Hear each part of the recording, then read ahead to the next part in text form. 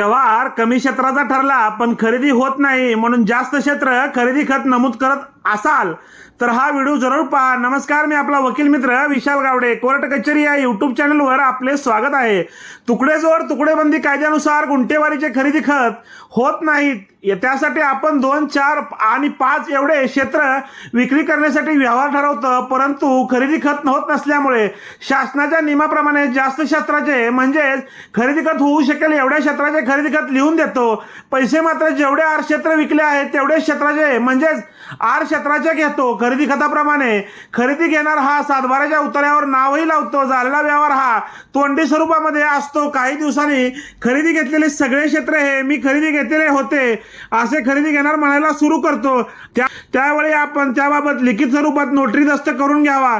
खरेदी खतात नमूद केलेला उर्वरित क्षेत्राचा कब्जा दिलेला नाही, मालकी दिलेली नाही असा स्पष्ट उल्लेख त्या दस्तामध्ये करावा।